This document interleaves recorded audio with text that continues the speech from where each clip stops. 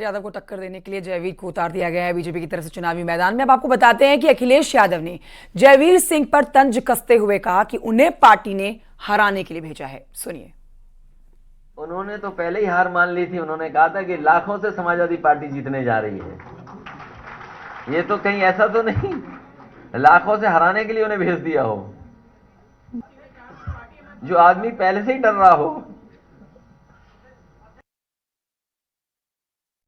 और इस पर और जानकारी हमारे सहयोगी पवन गौड़ देंगे, हमारे साथ लाइव इस समय मौजूद है। पवन गौड़, आज जितनी भी सीटों के नाम घोषित किए गए हैं उम्मीदवारों के साथ बीजेपी की तरफ से, उसमें सबसे महत्वपूर्ण सीट हो जाती है मैनपुरी की। कयास ये लगाए जा रहे थे यहाँ पे बहु वर्सेस बहु होगा, लेकिन जयवीर का नाम घोषित किया गया है, तो ये बीजेपी ने सोच समझ के ही नाम की घोषणा की होगी। लेकिन अखिलेश कह रहे हैं कि हराने के लिए भेज दिया है जयवीर को।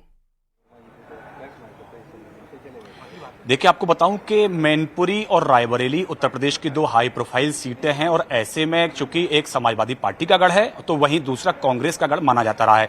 तो ऐसे में बीजेपी ने ये अपने लिए 80 में से 80 सीट जीतने का लक्ष्य रखा था और पिछले चुनाव में जो उत्तर प्रदेश की 16 सीट जो थी जिस पर बीजेपी हार गई थी, उस पर लगातार पिछले 1.5 से 2 साल से लगातार पार्टी काम कर रही थी।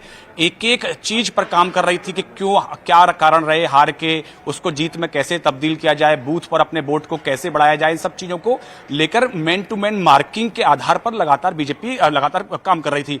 अगर आप मैनपुरी के समीकरण को भी समझे तो जहां एक और अगर यादव मतदाता अगर मैनपुरी में अच्छे खासी संख्या में है, तो वहीं शाक्य और ठाकुर मतदाता भी जो है वो अच्छी खासी संख्या में है। इसलिए लगातार न्यूज 18 ने अपने दर्शकों को जानकारी दी थी कि हो सकता है कि जो पर्यटन मंत्री उत्तर प्रदेश के जयवीर सिंह वो मैनपुरी से चुनाव लड़ जाए। और आज बीजेपी की जो लिस्ट आई है उसमें सामने न्यूज 18 की खबर पर मोहर भी लगती हुई नजर आई है। तो ऐसे में खासकर मैनपुरी के हिसाब से बीजेपी ने अपनी खास रणनीति तैयार की है। उसके साथ साथ आप अगर रायबरेली भी देखेंगे तो रायबरेली पे अभी तक बीजेपी ने किसी नाम की घोषणा नहीं की है, क्योंकि बीजेपी इंतजार कर रही है कांग्रेस की सीट की घोषणा होने पर। कांग्रेस की तरफ से जब प्रत्याशी की घोषणा हो जाएगी, अगर वो गांधी परिवार से कोई प्रत्याशी होता है तो बीजेपी ने उसके लिए अपनी अलग से एक रणनीति तैयार करके रखी हुई है। अगर गांधी परिवार के बाहर से कोई प्रत्याशी होता है तो बीजेपी ने उसके लिए एक प्रत्याशी का नाम चयन करके रखा हुआ है। तो लगातार हर तरह की रणनीति पर बीजेपी काम कर रही है। अगर आप इस लिस्ट में देखें तो देखना बहुत जरूरी है कि कांग्रेस किस प्रत्याशी को उतारती है, लेकिन मैनपुरी की तस्वीर साफ हो गई है।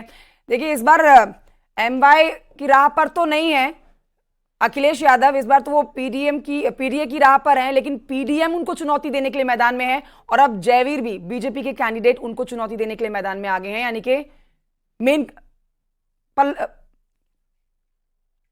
यानी कि अखिलेश यादव की धर्मपत्नी डिंपल यादव को टक्कर देने के लिए जयवीर आ चुके हैं चुनावी मैदान में। पवन गौड़, आपका बहुत शुक्रिया जानकारी के लिए।